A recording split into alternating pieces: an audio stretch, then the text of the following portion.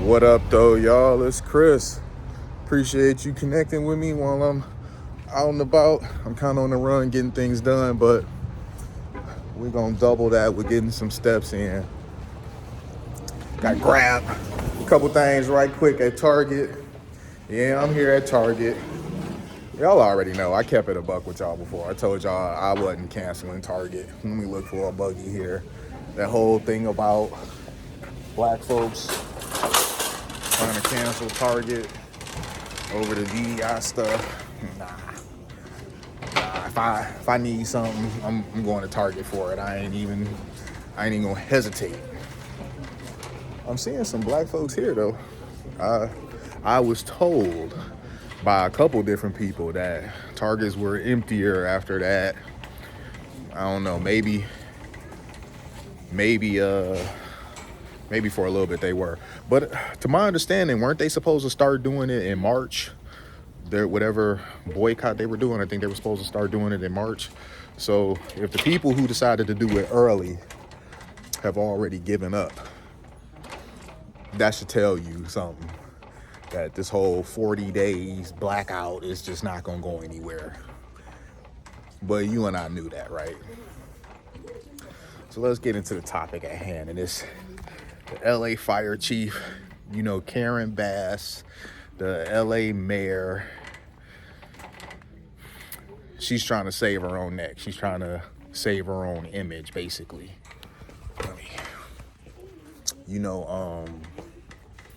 I'm just looking around. I'm seeing a couple things that I like that I might mess with. Like this Levi's shirt here, I'm kind of liking that. When they start like straight selling Levi's at Target, I knew they was kind of selling the like off-brand stuff. It was like Denizens or something like that. They had some off-brand jean that they were doing here that was a little lesser quality, cost a little less, well, a lot less actually, because Levi's is like $80 now. But I guess they just selling straight up Levi's here. Anyway, so Karen Bass, we already know, the lesbian mayor in LA, DEI elect. She was out of town. I think she was over in Africa, if memory serves me correct. I could be wrong about that. But bottom line, when her city was burning, she was gone. I think at the time, like whatever president that was elected over there, she went over there for the inauguration. And so she was not here when her city was burning. And this was not a good look, not even a little bit. She comes back, and we all remember what happened. She got off the plane, the news was waiting for her, they was questioning her, she wasn't answering nothing. They were asking her, does she have anything to say to the citizens? Does she feel like she owes them an apology?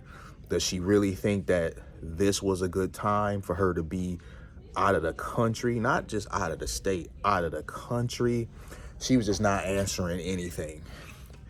And she still hasn't really answered any questions about just anything that would hold her accountable in any way, shape, or form. And she's not going to be accountable in typical poor leader fashion, because this is the mark of a poor leader. Not only is she not taking any accountability or responsibility in any way, she has not made any apologies, she has not admitted that she was wrong in any way. She's basically throwing the blame on other people. Her fire chief, people said it was a DEI hire, fire chief, and they made sure that she was Team Rainbow, but she's now fired her, basically trying to make it seem like it was all her fault, all her doing for why the situation ended up the way that it did, which is not true. Does she hold any responsibility in it? Sure, she's the fire chief. Her job is to make sure that fires are able to be dealt with. she wasn't able to do that. However, she wasn't willing to fall on the sword. After the whole thing happened, or while it was happening, she was doing an interview and she was asked if that extreme budget cut that happened, to the fire department had an effect on their ability to deal with these wildfires. And she confirmed it did. We all knew that because it was brain dead obvious. But what a lot of us, myself included, were not expecting was for her to be just straight up blunt about it. Yes, that had a huge effect on our ability to serve. So basically, she like, I'm gay, I'm not stupid. She was not going to allow Karen Bass to throw her under the bus. She was not going to allow her to lay out a sword for her to fall on. She decided that she would speak up, and she did. And predictably, her days were numbered as a result of it. So now you skip forward here today, and Karen Bass has done a conference where she's confirmed that she has fired the chief, and she's just essentially throwing all blame on her for why things unfolded the way that they did, and isn't taking any accountability for anything. How is nothing your fault? Oop, I gotta hang up here with the wheel. There we go. It had like a Cheerio or something that fell. But how is nothing your fault? You're the mayor. Wasn't this fire chief your hire? So even if everything was the fire chief's fault, which it's not, but even if everything was her fault, you still hold some accountability because this was your hire. You picked her. So I don't like how this is falling out. I don't like how she's dodging all blame. She's trying to throw it on other people. This is poor leadership. It's the markings of a very poor leader. And I don't understand why when there's these conferences, when the news media has opportunity to kind of call her out on these things, they're really not doing it. They're basically just asking her softball questions, and they're not really holding her accountable at all. I really hope, and I really mean this, I really hope that come election time, yeah, I'm over here, I'm about to get some bathroom stuff. That's why I'm over here, if you guys are wondering.